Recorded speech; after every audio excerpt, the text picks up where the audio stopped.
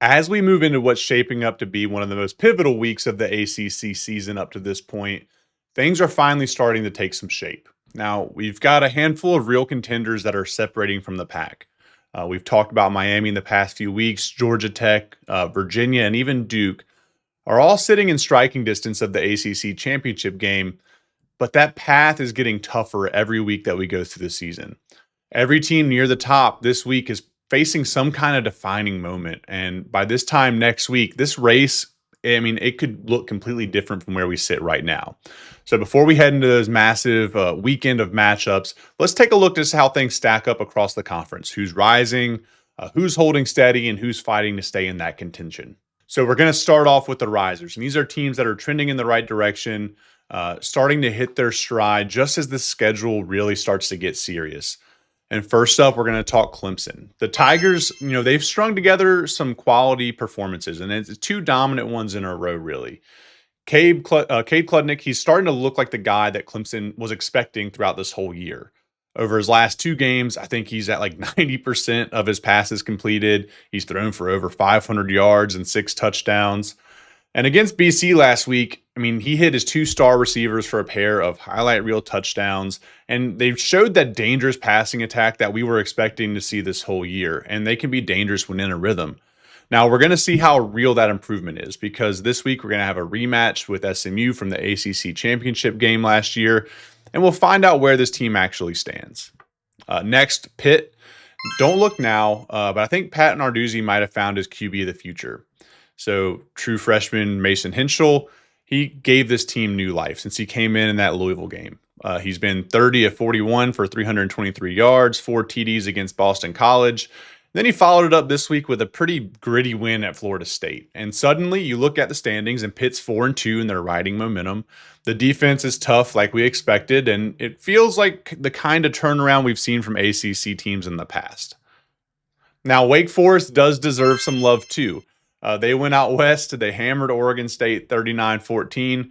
At one point, they were up 32-0, and the offense finally looks like it has some life. The defense has forced turnovers, and they've worked their way to 4-2. That's a big turnaround for me. No one's calling them a contender. I'm certainly not. But I think they can be dangerous week to week. They've shown that almost in every game they've played, and they could spoil someone's season. And finally, we're going to talk SMU. The Mustangs did what good teams do. They handled their business against Stanford, who's not good.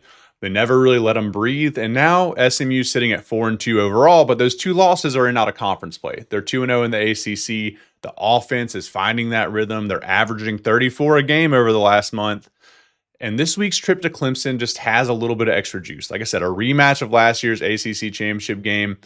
And if SMU wins, they're solidly in that championship conversation. Now, moving on to the fallers. These are teams that either got hit, they hit a wall or they got exposed, and we'll call it what it is. This past week was a reality check for a few programs that are really at this point running out of excuses. And this list starts with Florida State. It's 8 straight ACC losses for them as a program, and this latest one, a home defeat to Pitt, is really the nail in the coffin for any relevance in the postseason for the Seminoles. They led at halftime, but they just got outplayed down the stretch by, again, a true freshman quarterback. The offense stalled again. The defense looked gassed. And there wasn't a ton of energy there. And I've said since right after that Alabama win that consistency is going to be this team's issues, and it's showing. The Alabama win feels like a distant dream, and they're 0-3 in the ACC. They're fighting to stay bowl eligible, and that's wild to say out loud. Next, NC State. The Wolfpack had a chance to make a statement against Notre Dame, and it was anything but. It was a bad statement. They hung early. They hung around. They were 10-7 at halftime. But then you get outscored 26-0 in the second half, and CJ Bailey had 3 of the worst interceptions you'll ever see. And the offense, I thought, would be what would give you a chance there, and it just never materialized.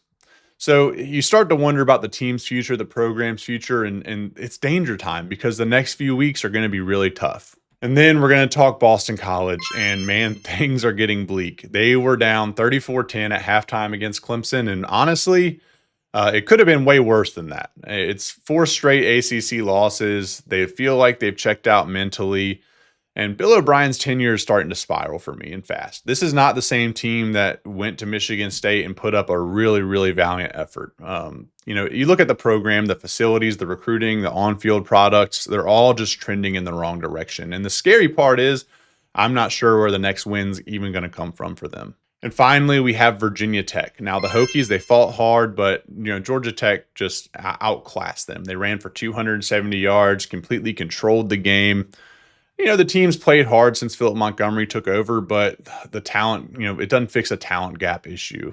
The defense, they get worn down. The offense can't stretch the field. And the season has turned into a pride game at this point. The bye week just is going to come at the right time for them, but the road ahead, it's not getting any easier. All right, so now that we've hit the risers and fallers, let's run through the full picture heading into what might be the most defining weekend of the ACC so far. I'm just going to quickly go through the teams that we haven't yet talked about. So for me, Georgia Tech, that's the one out of the top 6 that I want to talk about because the rest of them stayed pretty steady. But Georgia Tech, they control their own destiny at this point. And when you're going into week 8 of the season, that's what you want to look for. So I do feel good about them. We've talked about a lot of teams in the middle of the pack, and it was an interesting week. I have the graphic up here for you to look through. Not a ton of movers. You have some teams starting to move up. We talked about Pitt. They're firmly in that middle discussion. Duke hanging in there as well. They were on a bye week. Miami was on a bye week. There's not some of the top teams just didn't play, so you're not going to see a lot of movement. But take a look at these rankings, and then we're going to keep moving on. Now, I do want to look ahead because 2 games this week could reshape a lot of our thoughts in the ACC. Now, Georgia Tech versus Duke, this is the heavyweight coastal throwback, and it has real ACC championship game implications. Georgia Tech's at 6-0. They average 210 on the ground, while Duke's 3-0 in the ACC, and they have a top 3 scoring defense. So it's just going to come down to who controls this tempo better.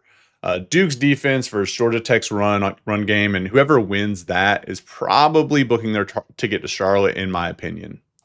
And then the second game I want to look at is Clemson versus SMU, and that's just a real show-me game.